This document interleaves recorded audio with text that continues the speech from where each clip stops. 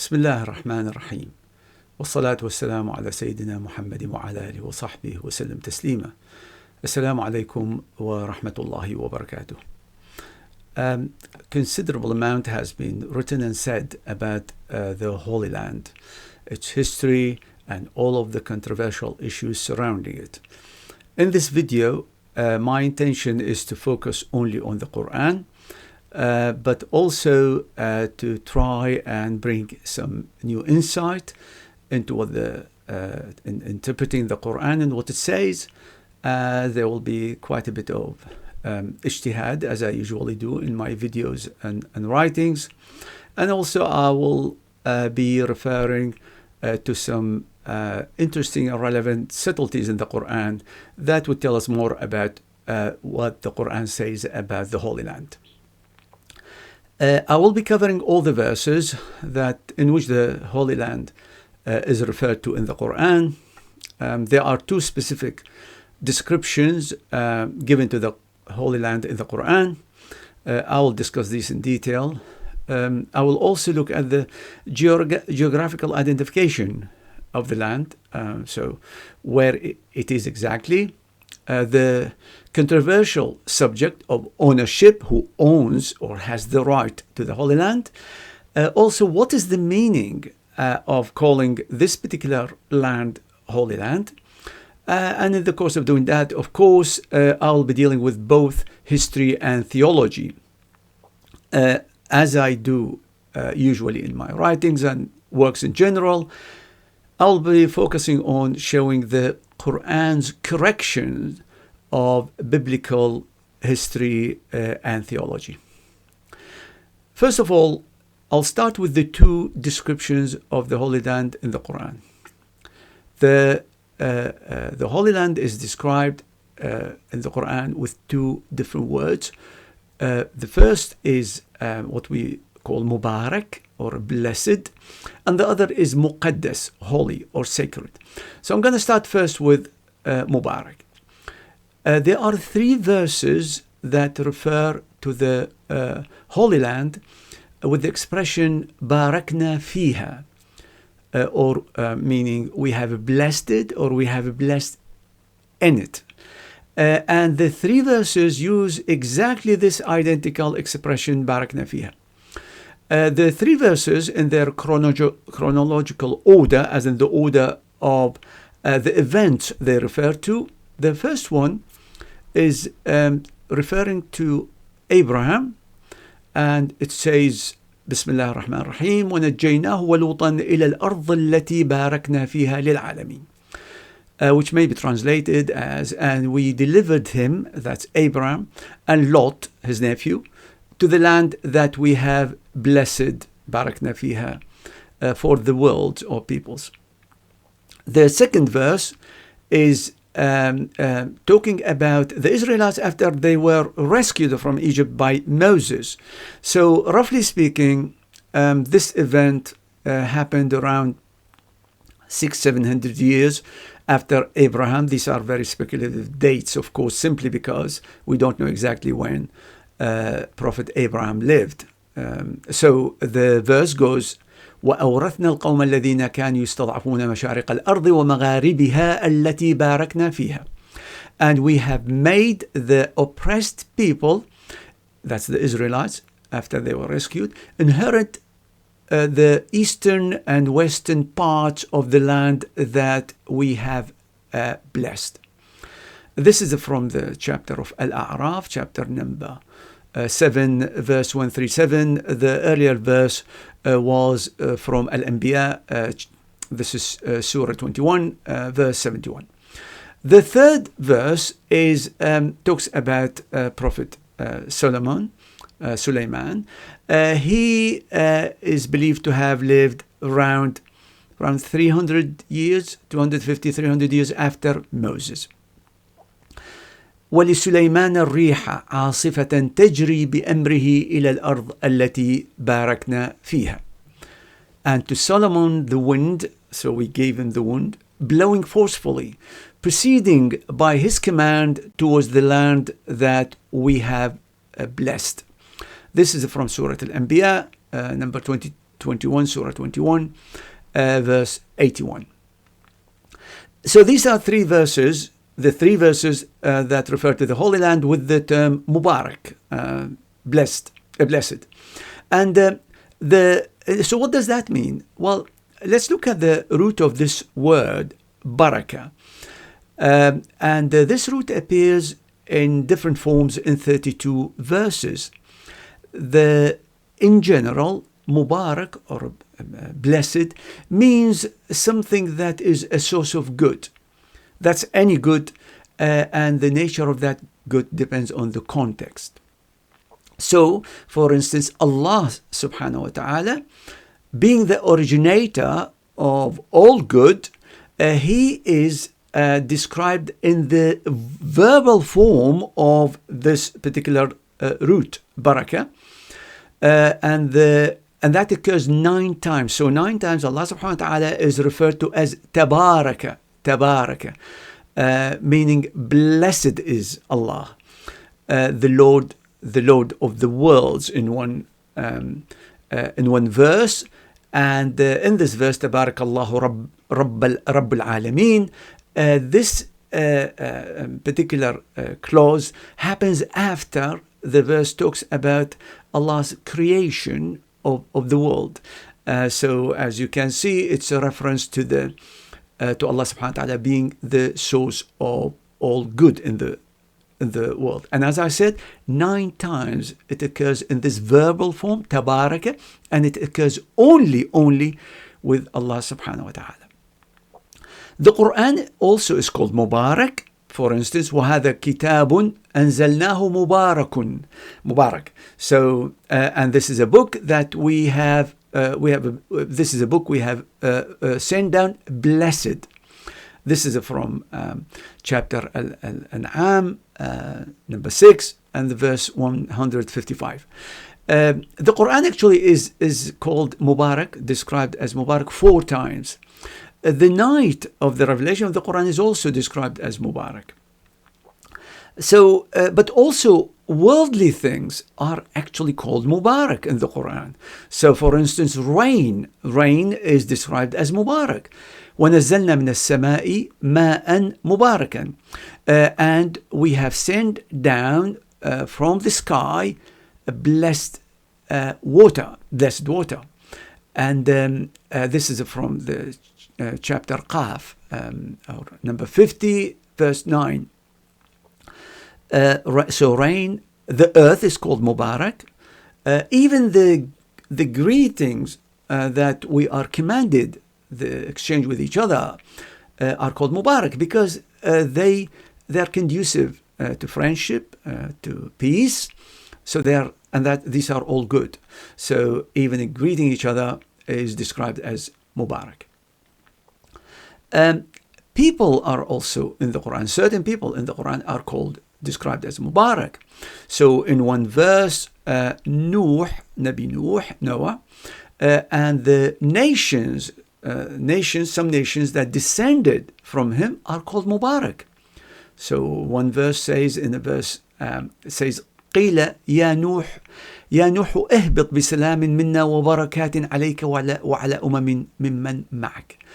It was said, O Noah, descend with peace from us and blessings upon you and upon nations descending from those with you. Surah of Hud, number 11, verse 48. So Sayyidina Nuh, Prophet Noah, and nations from him, the family of Prophet Abraham are actually also referred to as blessed. Abraham himself, Isaac, and some of their descendants are also described as blessed. And Sayyidina Isa, Jesus, is also described as blessed. So he says about himself, وَجَعَلَنِي مُبَارَكًا أَيْنَمَا كُنْتُ, and he made me blessed wherever I may be. Also, there are certain places that are described in the Quran as Mubarak, as blessed. And one of them is the Kaaba in Mecca. also the place at which, or specific actually spot, where Allah subhanahu wa ta'ala first spoke to Moses, to Nabi Musa.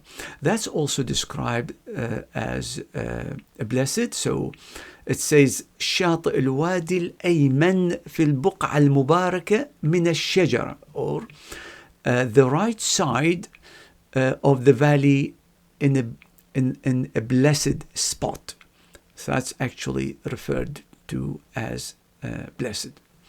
So and there's actually even a reference to a group of villages, unidentified villages that are described in Saudi Arabia, in Arabian Peninsula. In Arabia, which are also described as blessed. They are unidentified. Some scholars think that this is a reference to the Holy Land, but actually this particular expression refers to villages in the plural and Qur'an, and that's not actually how the Holy Land is referred to in the Qur'an. So I don't think this interpretation is correct. So anyway, the conclusion here is that Palestine, the Holy Land, is described as blessed, but it's not only the only thing or even the only land that is described in this way. However, given that the word blessed is used for a variety of things, including a land that is referred to for its religious, spiritual significance, so clearly the blessings that Allah subhanahu wa ta'ala is talking about here is spiritual, in the spiritual sense. So spiritual blessing rather than, for instance, the blessing of rain, which results in the plants and vegetables and fruits and foods and food and good in general for people. So this is, we looked at the first term with which the Qur'an describes the Holy Land, which is al-Ard al-mubaraka, blessed. And there are 3 verses, as I mentioned. The second term is muqaddas, muqaddasa, and this may be translated as sacred or holy.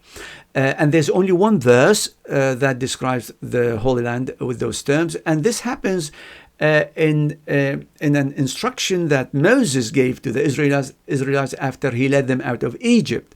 So the verse goes as يا قوم ادخلوا الأرض المقدسة التي كتب الله لكم ولا ترتدوا على أدباركم فتنقلبوا خاسرين. O my people, enter the Holy Land that Allah has assigned or decreed or written for you, and do not turn back, for then you will become losers. So this is from chapter Al-Ma'idah, chapter number 5, verse 21. Now, the Quran is very specific in its use of different terms. And even though, so some exegetes have actually suggested that the terms mubarak and muqaddas are similar. I disagree with that. I don't think they are. They have the same meaning, and I will explain this by looking into all the verses that use the root qaddasa or muqaddas, like we did earlier with the term mubarak. So with mubarak, we saw that it occurs in 32 verses. Muqaddas, or the root for that word, occurs actually in only 10 verses. So that's less than a third of those other verses, the verses for barakah. In 2 of those verses, 2 of the 10 verses, the term occurs in the word al-Quddus. Al-Quddus is one of the beautiful names of Allah subhanahu wa ta'ala. It's a superlative form. And that's these 2 occurrences. It also occurs 4 times in the expression Ruhul Qudus. Ruhul Quds. Now, Ruhul Quds is Gabriel, Jibreel alayhi salam. And exegetes have kind of tried, so it means actually in Arabic, Ruh of Al-Qudus. At times it's read also Al-Quds rather than Al-Qudus. There are 2 different readings. Al-Qudus is the more popular reading. So exegetes have kind of differed on what this means. What is Al-Qudus? Some of them said, again, it means baraka, blessing. So again, taking this term back to equating this kind of term with baraka. Some said Qudus means purity, just purity. Others said Qudus, Al-Qudus means Al-Quddus, like another term for the Al-Quddus, which is one of the names of Allah subhanahu wa ta'ala. And another opinion said Al-Qudus just means Allah. So it means Ruh al-Qudus, the Ruh sent by Allah or of Allah. Of course, we all know that Gabriel, Sayyidina Jibreel, delivered divine revelations to Prophet Muhammad sallallahu alaihi wasallam. He also is said in the Qur'an to have aided Jesus alayhi salam. So we know he has this kind of really special, very unique responsibility and task, which is connected with divine revelation. And I emphasize this to show that the term Qudus is really quite unique and very specific. So the first, we looked at the first two occurrences of this term are in describing Allah subhanahu wa ta'ala with his name Al-Quddus, for in Ruh al-Qudus, again referring to a task, a responsibility, an assignment that Allah subhanahu wa ta'ala gave to Gabriel. In another verse, we are told that the Malaika do some kind of taqdees, some kind of activity that is not actually explained, but it's mentioned. So the verse goes something like that. وَنَحْنُ نُسَبِّحُ بِحَمْدِكَ وَنُقَدِّسُ لَكَ. We declare your praise, or proclaim your praise, and sanctify for you. This is Al-Baqarah, chapter number 3, chapter number 2, verse 30. So, نُقَدِّسُ لَكَ means we sanctify for you or on your behalf. Some translations show this as sanctify you. That, in my view, is incorrect, because the wording is not nuqaddisuk. It's not nuqaddisu lak. So we do taqdis, whatever that action means, for you. The point I'm trying to make here also, the reference is very specific to something that relates to that Qudsiyya, that sacredness that is very specific and related to Allah subhanahu wa ta'ala in some sense.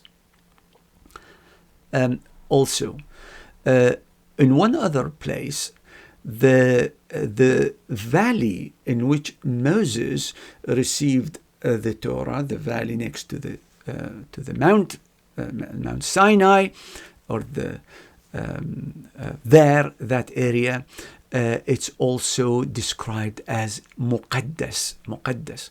So in one verse, إِذْ نَادَاهُ رَبُّهُ بِالْوَادِ الْمُقَدَّسِ طُوًى, which means when his Lord called to him in the sacred valley of Tuwa. This is from Nazi'at, chapter number 79, verse 16.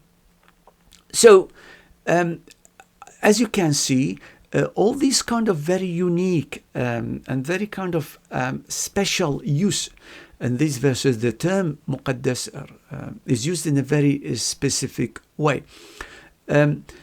Exegetes have suggested a number of meanings here, and they said when the land is muqaddasa or sacred, it means no evil occurs on it.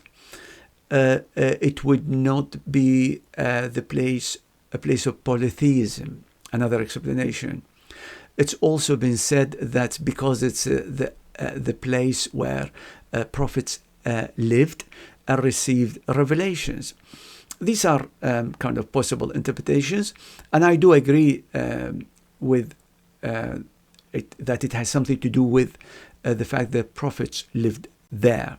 And that means, of course, revelations of Allah subhanahu wa ta'ala were also made in this land.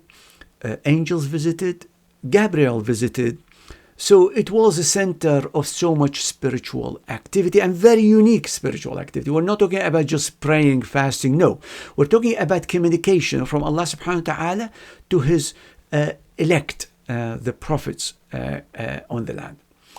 If I then make a little comparison between the two terms, mubarak, blessed, and muqaddas, holy or sacred, I would say that both of them refer to something good, something useful.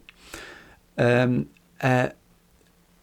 term blessed often used where the emphasis is more on kind of to refer to some something that is beneficial to someone. So we say Allah subhanahu wa ta'ala says blessed, so the rain is blessed because it's going to be beneficial to people, to creatures in general.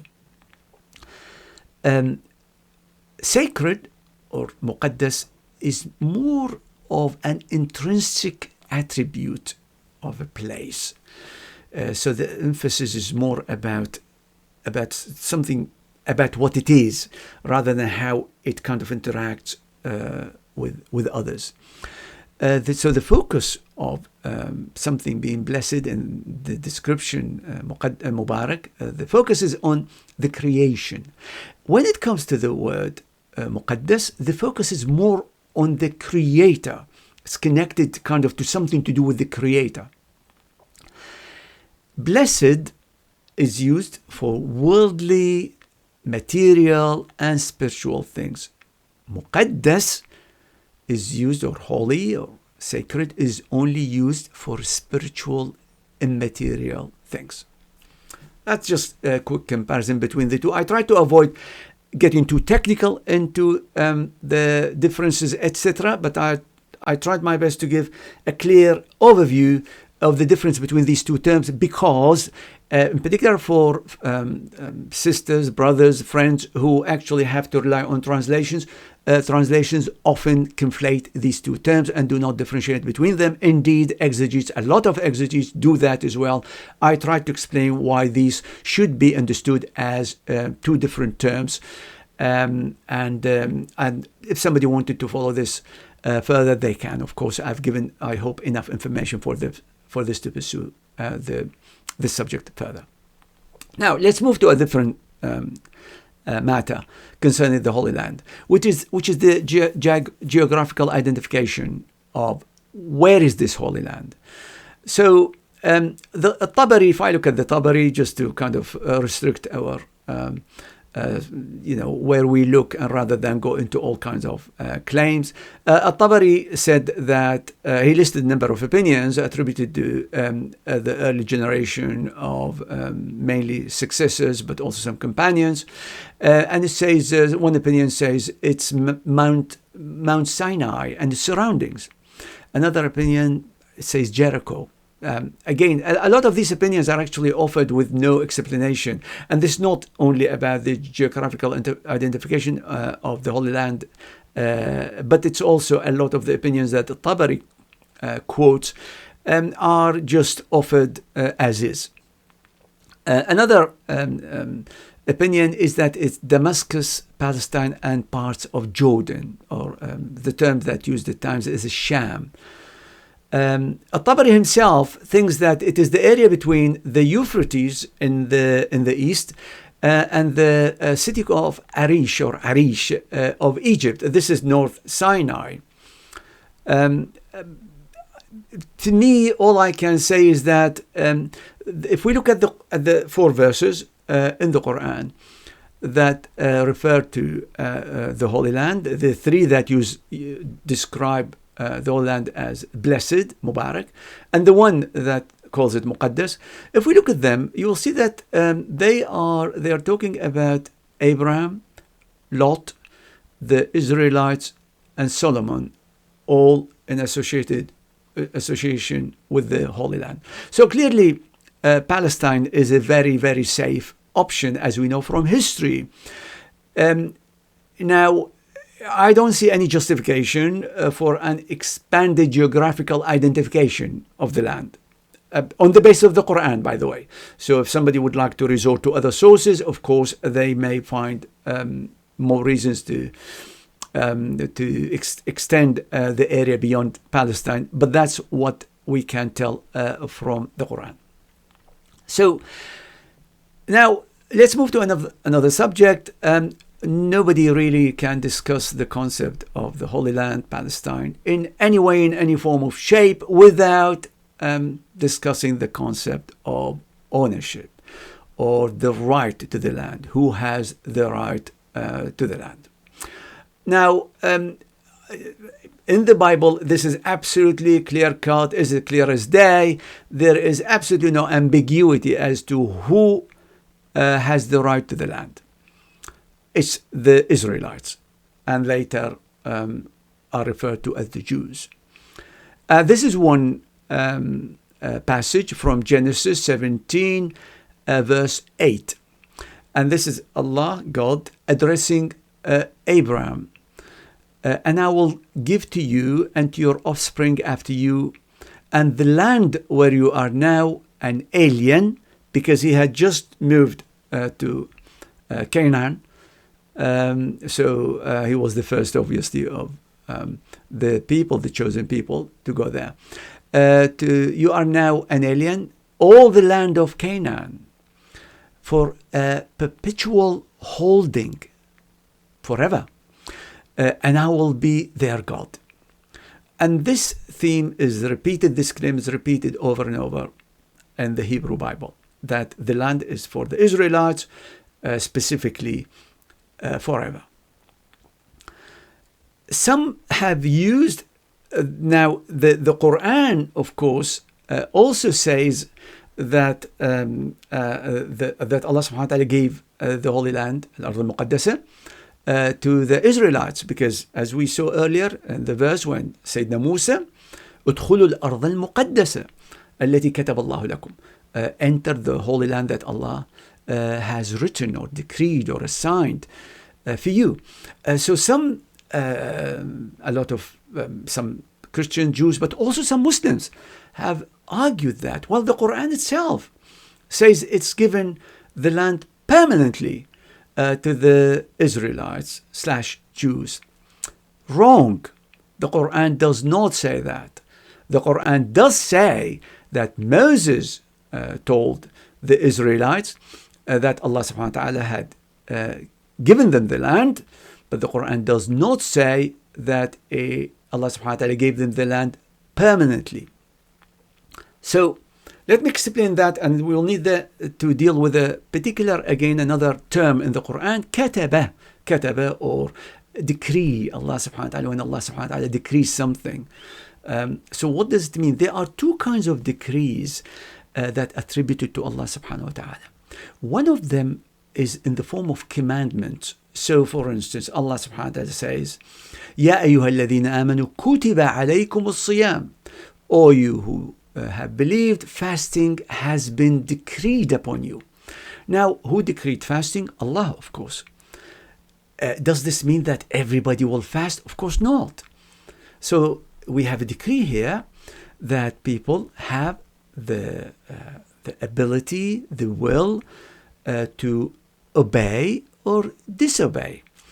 So this is one example of a decree that does not mean that it will always happen. So in this case, some people will follow, some people will not.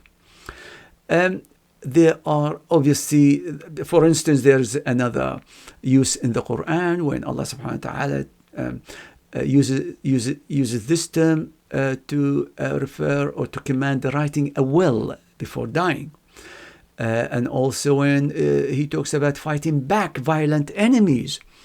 But not everybody fought back. Not everybody would write a will, etc. So as you can see, the term decree, kataba, does not mean that it's something eternal will always happen. But it also used in the second sense, which is to mean something that is foreordained. That's definitely perpetual. For instance, in one verse, Allah subhanahu wa ta'ala says about himself, kataba ala nafsihi rahmah. He has decreed mercy upon himself. So Allah subhanahu wa ta'ala obviously talking about something permanent here, something that does not change. That's a different kind of decree. This is universal. This is not changing. This is absolute, let's call it. Absolute decree. And then in another verse, another example, Allah subhanahu wa ta'ala talks about those who did not want to go and fight the enemy. And they said, they argued that had they stayed back home, they would not have died, and they wouldn't die. Allah subhanahu wa ta'ala then responds by saying, قُلْ لَوْ كُنْتُمْ فِي بِيُوتِكُمْ لَبَرَزَ الَّذِينَ كُتِبَ عَلَيْهِمُ الْقَتْلُ إِلَى مَضَاجِعِهِمْ. Allah subhanahu wa ta'ala says, even if you had been in your houses, those decreed to be killed would have come out to their death beds. So that's another example of the use of the term decree or ketaba to mean something that cannot be avoided, that will never happen. So which one is the decree that gave the Israelites the land? Well, we know to start with that the Israelites stayed 40 years in the wilderness because they refused to obey Moses and ultimately Allah's commandment. They were punished by being left in the wilderness for 40 years. So that's one example that they were outside the land. The land wasn't theirs. So if that decree was permanent, absolute, all the time, everlasting, that would not have happened, would it? Another example, lots of examples. The Jews over the centuries were expelled from Palestine several times, many times. The northern kingdom of Israel, for instance, at some point after Solomon, the unified kingdom of the Israelites was split into two, and the northern kingdom of Israel and the southern kingdom of Judah. And the northern kingdom of Israel was attacked by Sargon II, the Assyrian king, and he destroyed it after 3 years of siege by his predecessor, Shalmaneser V, and he destroyed the whole kingdom, and then also take a lot of Israel's captives. Judah, the southern kingdom, was also destroyed by the new Babylonian king Nebuchadnezzar II in 597, and more devastatingly in 586, where again the Jews were taken as captives in Babylon, as everybody knows. In fact, the Christians also removed and banned actually the Jews from Jerusalem in particular, and a lot of Palestine. It was actually Umar, the Khalifa Umar bin al-Khattab, in 637 when he entered Jerusalem. That was, he invited the Jews back to settle and live in Jerusalem after about 500 years in which they were not allowed to live in the city. The Romans earlier, of course, did the same with the Jews. The point I'm making here is that the fact that Allah subhanahu wa ta'ala decreed that the land was for the Israelites, which is mentioned in one verse in the one of the verses, not one verse, but one of the verses that talk about the Holy Land, does not mean that it was given to the Jews or Israelites forever. Another important point to mention here in this context, every time the concept of Holy Land is mentioned, in the Western mind, an associated concept immediately appears, which is the concept of holy people. You can't think of the Holy Land if you are a Christian Jew unless you think of the holy people. Why is that? Because that's what the Hebrew Bible does. It connects these two inseparably. To give an example, this is one passage from Leviticus 20 and verse 26. It goes something like this: "You shall be holy to me," this is God speaking to the Israelites, "for I, the Lord, am holy, and I have separated you from the other peoples to be mine." in another passage from Deuteronomy 7:6, for you are a people holy to the Lord your God. Again, holy. The Lord your God has chosen you out of all the peoples on earth to be his people, his treasured possession. Now, you can see the exclusive language that's used here. The Western mind, the Jewish and Christian mind, is completely conditioned to this idea. So this mind, the conditioned mind, does not realize how weird, how illogical, how it's just nonsensical, really, this concept of God, who created everything and the Lord of everything and everybody, has chosen one particular people to be his and has made this people holy. How can this people be holy when the history of this people, written by the people themselves, by the Jews themselves, does not show much holiness? Christianity, of course, dropped this concept or replaced it by replacing the concept of ethnic Israel with spiritual Israel, meaning the church of Christians. Anyway, for us in the Qur'an, what matters is that there is no holy people. This concept of holy people, there's no sha'ab muqaddas. The term muqaddas is not used, as I explained earlier. We saw the 10 times in which the term muqaddas is used. It's never referred to any people in general. And also, even the term mubarak is not used kind of to cover every individual of one ethnicity. It just does not occur in the Quran. The concept does not exist in the Quran. It is against the theology of the Quran. The Quran does have the concept of best nation, khayr ummah. But khayr ummah is not an ethnic designation. It's simply, it's a reference to all those individuals who share the correct beliefs that Allah subhanahu wa ta'ala has commanded all people to believe in, and who lead life the way He commanded us to lead. So those people who follow al-Iman, have Iman, faith, and amal salih, and good deeds, good works.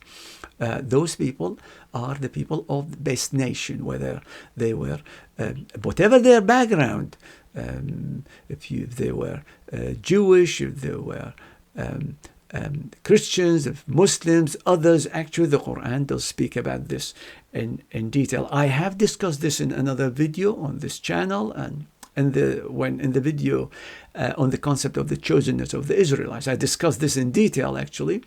I discussed it in a video on this channel, and also on a video that I did for Blogging Theology. The Quran does talk about honorable groups like prophets. That's special office assigned by Allah subhanahu wa ta'ala. It's not an ethnic group. There are terms like groups like Muslims, believers, mu'minun, muttaqun, pious. These terms exist, but they all refer, like I say, to that combination of belief and action. It has nothing to do. It's not a blanket statement or description that covers anyone. Kind of mixed people of mixed beliefs and actions.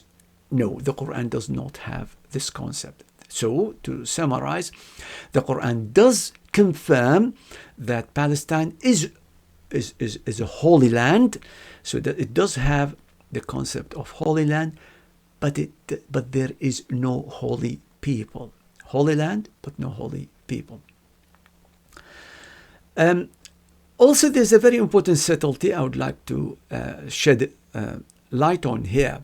And I go back to one of the verses that refer to the Holy Land, where Allah subhanahu wa ta'ala says about Abraham, وَنَجَّيْنَاهُ وَلُوطًا إِلَى الْأَرْضِ الَّتِي بَارَكْنَا فِيهَا لِلْعَالَمِينَ. And we delivered him and Lot to the land that we have blessed for the worlds of our peoples. So note the ending of this verse, لِلْعَالَمِينَ. That's very, very interesting, really, really relevant, powerful, so meaningful. So the Holy Land was blessed not for the Jews, not for the Christians, the Israelites, or even the Muslims. No, not for any one of those people. It's for everyone. It's for every people. Well, what does that mean? How can this, because people, I mean, there's a small number of people lived on the land, but the verse is very clear for lil alameen. So a lot of people, all people living everywhere. And the reason is because this verse is referring to the function that this land played, the Holy Land, in kind of in the appointment or in the role of the Israelites being the chosen people of God. The chosen people of God, just to say, repeat this quickly from the previous video, were chosen, meaning that were chosen to be the host nation of prophets, and then they were given the task of being the custodians, the guardians of the monotheistic tradition of the prophets. That's the concept of chosenness. That's it's a role, it's a function, it's a responsibility, and it's a privilege. But actually, if somebody does not deliver or live up to that role, then obviously they are as, if you like, a loser as anybody else. So so how does this relate to the Holy Land? Well, the Israelites, the having a Holy Land and having that kind of center to which they were always attracted and always they gathered in, allowed them to maintain that community. Maintaining that community was necessary for the Israelites to maintain, protect, and be the guardians of the prophetic tradition.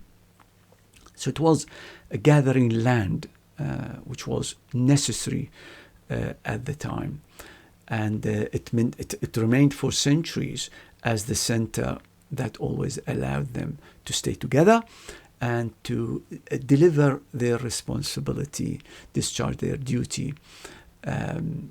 Not very well, but still better than anyone else. Now, I should also note here that it's highly likely that there were other prophets who appeared in other places, in other lands. Now, one reason why we don't see any tradition left, their monotheistic teaching, etc., is because they did not have the supposed circumstances, etc., that the Israelites prophets had. Israelites prophets, there were many of them, at times in successive generations. The whole community, the Israelites, believed in those prophets, supported them, etc., and they became, and the land provided that kind of focal point and helped them protect the community and also maintain that role. But now, the land itself, Palestine, remains holy to the Jews, to the Christians and Muslims because of its history. The three great faiths believe in all those prophets.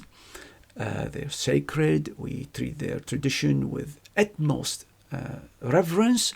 The revelations they received, their message, and their history.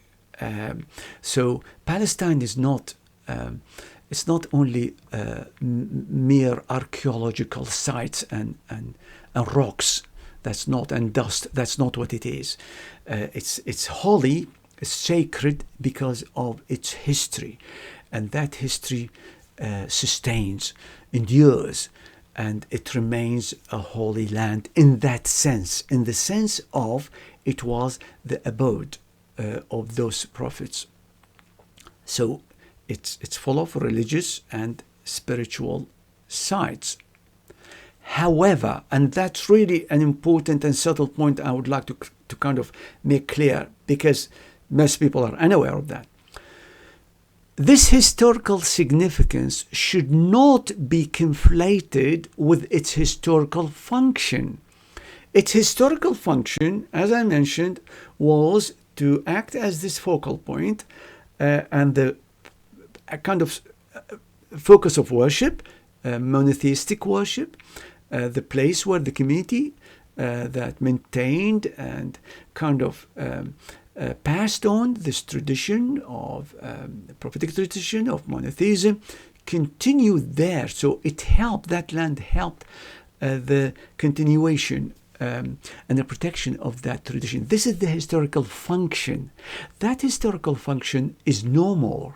The land remains holy to all of us because of its history, but it doesn't play. That historical function is no more. Why? Because that function is connected to the chosenness of the Israelites. The chosenness of the Israelites ended when the Prophet Muhammad sallallahu ta'ala alayhi wasallam came. Because when he came, we have now a new revelation, new Sharia, and Islam and the monotheism, Allah's monotheism, this time spread quickly, well beyond Arabia, and went everywhere. And within years, the monotheism that Prophet Muhammad taught, like the Israelites and all the prophets before him, Israelites and non-Israelites, taught, it spread quickly.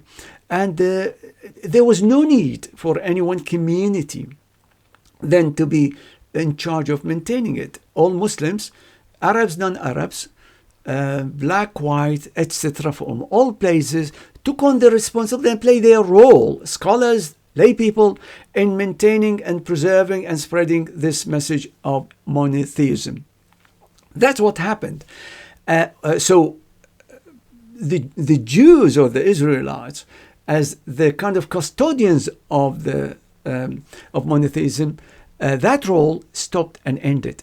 As a result, the role of the Holy Land in helping the Israelites discharge this duty of being the guardians, custodians of monotheism, monotheistic tradition, ended. And that's really what happened here. So to go back and stress again this really critical, important distinction that is, I'm pretty sure, unclear to many people, is that the land is holy because of its history, but it does not have the function that it used to have in the past. Put it differently, it has lost its historical function, but it retains its spiritual significance and importance.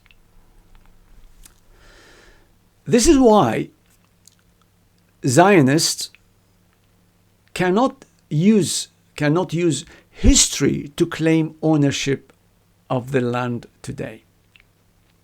It doesn't work. It makes no sense. Allah wanted the Holy Land to be a blessing for all peoples, everybody. That's what the Qur'an says. It was not intended to be the exclusive paradise for one particular ethnic group.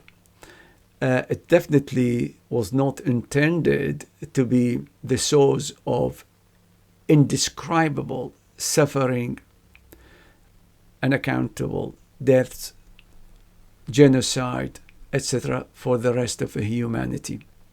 That's not what it was intended to be. Unfortunately, in modern history, as we all know, and as we live these days, it's become a center of violence, ethnic cleansing, and genocide. And if anybody is in doubt that Palestine does not play its historical function, role anymore, he should just read the newspaper, have a look on the internet. That's all they need. So I've come to the end of what I wanted to cover here in this video, and just to recap, the Quran mentions the Holy Land directly in 4 verses, and it describes the land as mubaraka in 3 verses. التي باركنا فيها, we we blessed, and in one verse as muqaddasa, أرض المقدسة. And indirectly, we have to rely on other sources. We can identify this land with Palestine, because the Qur'an tells us about certain prophets who lived in that land. Contrary to the Bible, the Qur'an does not say that the Israelites / the Jews have or had permanent ownership of the land. It was a temporary lease. The land was leased to them. It was not given in ownership to them as for everlasting ownership, as the Hebrew Bible claims. And contrary to the Bible as well, the Israelites, the Quran does not call the Israelites a holy people. It does not describe any ethnic group as being holy. And as we've seen as well, the Holy Land played a function in the role of the Israelites as the chosen people to retain, to protect and maintain and spread the message of monotheism. But that role of the Holy Land ended with the end of the role of the Israelites as the chosen people of God. Thank you very much for watching. وصلى الله تعالى على سيدنا محمد وعلى آله وصحبه وسلم تسليما. السلام عليكم ورحمة الله وبركاته.